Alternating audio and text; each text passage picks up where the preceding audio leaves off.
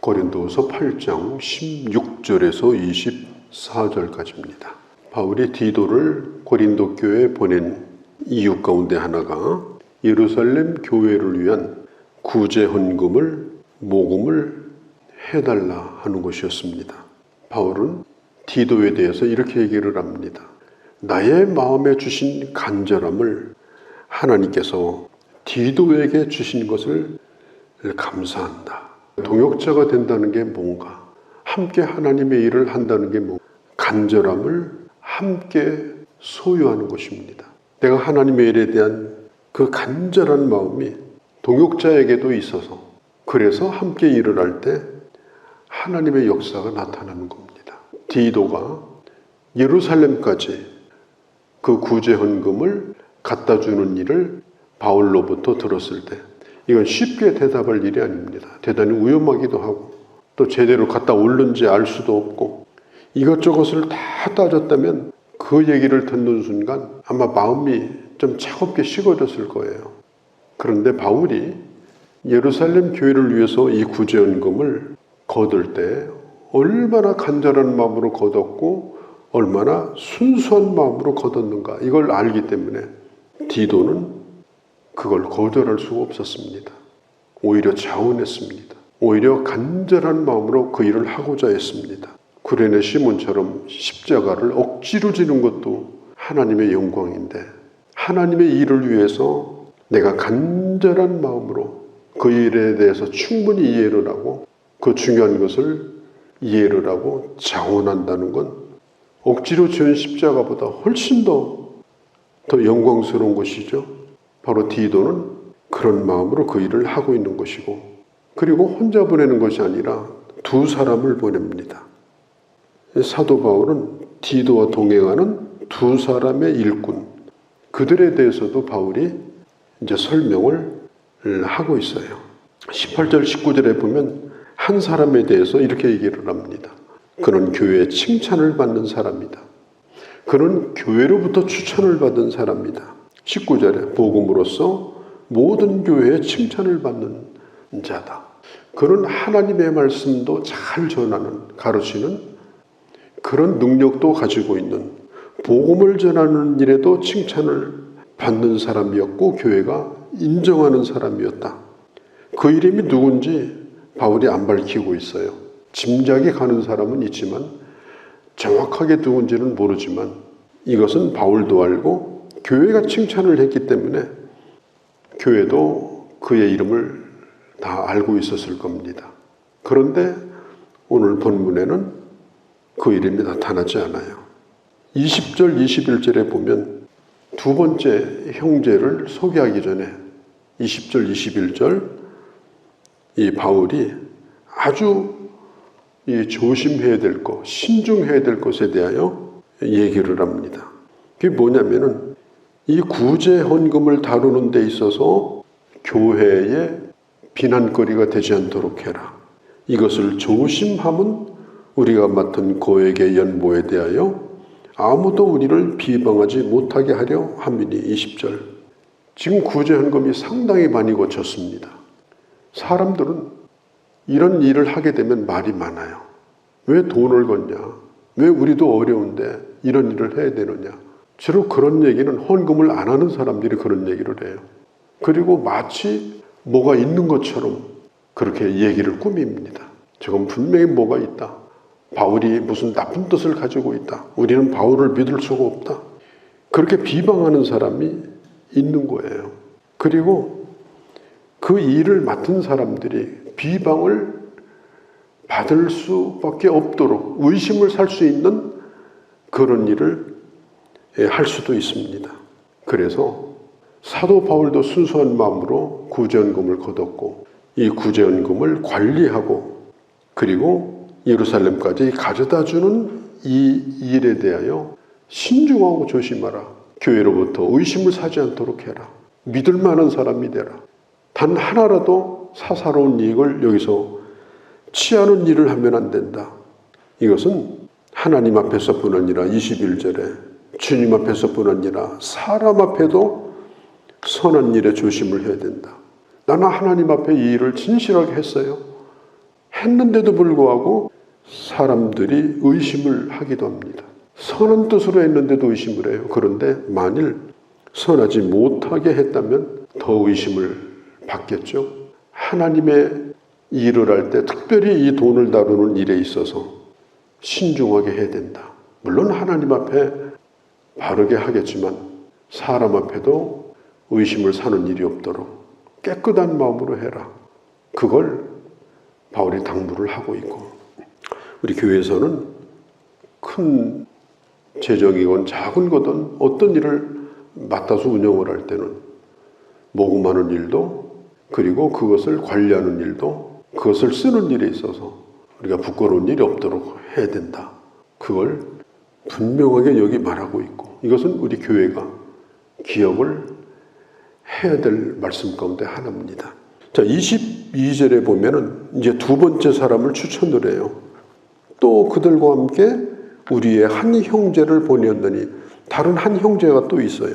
그러니까 18절, 19절에 첫 번째 형제, 그 다음에 22절에 두 번째 형제를 소개하는데 이렇게 얘기합니다. 한 형제를 보내었노니 우리는 그가 여러 가지 일에 간절한 것을 여러 번 확인하였거니와 이제 그가 너희를 크게 믿음으로 더욱 간절하니라. 여기 보면 여러 가지 일을 맡아서 그 일을 잘 했던 그런 경력이 있다. 믿을 만하다. 지금 바울이 그 사람을 오래 지켜봤다는 겁니다. 그리고 교회도 그 사람에 대해서 지켜봤습니다. 그런데 믿을 만했습니다. 그런 사람을 교회가 추천을 한 거예요. 나를 써달라. 나도 그 일을 하고 싶다. 그렇게 한다고 쓸 수 있는 게 아닙니다. 확인을 해야 됩니다. 그에게 간절함이 있는가? 진실하게 그 일을 하려고 하는 그런 마음이 있는가? 그 일을 그렇게 해온 경력이 있는가? 데이터라고 하죠. 데이터. 정부에도 사람을 쓸 때 전부 다 데이터가 있습니다. 데이터가 그 사람을 말해주는 거예요. 하고 싶다고 하는 게 아니고 과거에 그 사람이 어떻게 일했나, 그 경력을 유심히 살펴보면 그 사람이 쓸만한지 쓸만하지 않은지를 알 수가 있어요.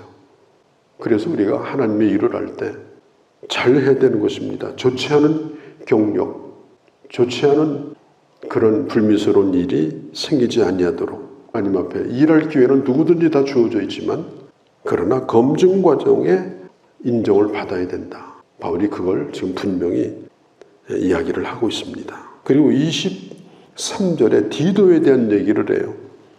디도로 말하면 나의 동료, 너희를 위한 동역자, 우리 형제들로 말하면 여러 교회 사자들이요 그리스도의 영광이다. 이 바울은 누구보다도 이 디도를 신뢰했습니다. 디도를 동료, 동역자, 그리고 교회를 대신해서 어떤 일을 할 수 있는 사자, 그리고 그리스도의 영광을 위해서 일하는 그리스도의 영광, 사심이 없이 오로지 하나님의 영광만을 위해서 일하는 사람, 하나님의 일꾼으로 산다라고 하는 것은 그냥 자원봉사처럼 아무나 와서 이름만 대면 나오시라고 해서 봉사시키는 게 아니고 검증이 필요하고, 왜냐하면 한 사람이 일을 잘못하면, 한 사람이 앞에서 일을 그르치면, 그 일에 대해서 의심을 받으면 그게 결국은 교회에 큰 해를 주기 때문에 교회 일을 하는 사람도 그렇게 되지 않도록 그렇게 해야 되고, 일을 하기를 원하는 사람도 자기의 과거의 데이터가 말해주잖아요. 내가 말한다고 인정하는 것이 아니라 그 사람이 해왔던 그 내용 데이터가 얘기해 주는 거예요. 일을 할 때 언제나 인정받도록, 언제나 똑같이, 언제나 믿을 만하게, 언제나 교회에 유익이 되도록, 그리고 본인 의사가 아니라 교회 전체가 저 사람은 중요한 일을 맡게도 될 사람이다. 교회에 이 사람은 여러 번 확인하였거니와 여러 번 검증을 받고 이 중요한 거액의 헌금을 관리하는 사람으로 맡기게 되었다. 그리고 거기에 바울은 끼지 않습니다. 그들에게 다 맡겼어요. 믿을 만한 사람을 뽑아서. 사람을 쓰는 것은 어디든지 중요합니다. 어디든지. 회사도 중요하고 국가도 중요하고 어느 단체도 중요하고 교회는 더 중요합니다. 저렇게 하고 싶어 하는데 그래 시켜야 되지 않느냐. 그건 그렇게 할 수 있는 일은 아닙니다. 하고 싶어 한다고 다 일을 하고 또 하기 싫은 걸 또 억지로 갖다 맡기고 이래도 안 돼. 그건 더 안 됩니다. 검증도 안 되는데 억지로 갖다 맡겨가지고 나중에는 불상사가 일어나고 교회에 피해를 주고 이런 일이 있을 수 있기 때문에 우리가 이런 일에 교회는 좀 지혜로울 필요가 있다. 16절, 17절, 그리고 18절, 19절, 그리고 22절 반복되어 나오는 단어가 있는데 간절하다는 말이에요. 간절하다. 하나님의 일꾼은 이 간절함이 필요합니다. 교회 사역자를 추천할 때 이 간절함이 대단히 중요한 조건이었어요. 이건 뭐냐? 하고 싶은 자원하는 마음. 그 마음 속에서 그 일을 정말 하고자 하는 그런 마음. 순간의 감정이 아니고 어떤 자기 사사로운 얘기 아니고 하나님의 일이 잘 되고자 하는 그런 진실한 마음을 가지고 자원하는 마음.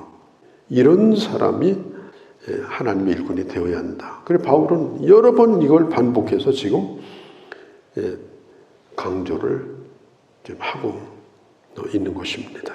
금세기에 가장 위대한 기독교 변증가 가운데 한 사람이 영국의 C.S. 루이스 박사입니다. 이 사람은 옥스퍼드 대학교에서 교수를 했는데 이 사람은 본래 신앙이 없는 사람인데 예수를 믿게 되고 그리고 많은 영향을 끼친 사람이에요. C.S. 루이스는 지성인입니다. 그런데 이 사람이 한 얘기 가운데 이런 얘기가 있어요. 드릴 수 있을 만큼 다 드려라. 그리고 또 이렇게 당부합니다. 힘들 때까지 드려라. 이걸 영어로 그 표현을 빌려서 말하면 아플 때까지 드려라. 이런 얘기예요. C.S. 루이스는 광신자가 아니에요. 그는 영적으로 큰 영향을 끼친 사람인데 그가 자기의 신앙 경험을 얘기를 하는 겁니다. 내가 하나님 앞에 헌신하고 이제까지 살아왔는데 드린다는 것이 내게 있어서 정말 중요한 일이었다. 드릴 수 있는 때까지 드리고 남은 것이 있다면 그것도 다 드려라. 우리가 신앙생활을 하면서 신앙의 후배들에게 할 수 있는 간증 가운데 꼭 이 간증이 필요합니다. 나는 헌금 생활을 어떻게 했나? 나는 헌금 생활을 어떻게 했나? 이 부분에 대해서 나는 어떻게 헌신해 왔나? 그 간증이 없으면 다른 것은 어렵습니다. 이 부분에 대하여 믿음이 되도록 하려면 내 삶의 모본이 필요하고 여기에 인정을 받아야 다른 일도 가능한 것입니다. C.S. 루이스 박사의 이런 간증, 그런 고백이 우리에게도 있기를 바랍니다. 거룩하신 우리 아버지, 오늘도 저희들을 사랑하셔서 주의 말씀을 들었습니다. 하나님의 일은 하고 싶다고 하는 것도 아니고 억지로 시키는 것도 아니고 교회 인정을 받아야 되고 하나님 앞에 인정을 받아야 되고 또 하나님 앞에 진실하게 딸지라도 사람에게 인정을 받는 것이 얼마나 중요한가 하는 걸 다시금 보게 됩니다. 인정받는 일꾼으로 하나님 앞에서 존귀하게 쓰여지고 언제나 간절함을 잃어버리지 아니하고 아버지 끝까지 충성하는, 그래서 하나님의 복을 받고 교회의 간증이 되어지는 그런 주의 자녀들이 되게 하옵소서. 우리 주 예수님의 이름으로 기도하옵나이다. 아멘.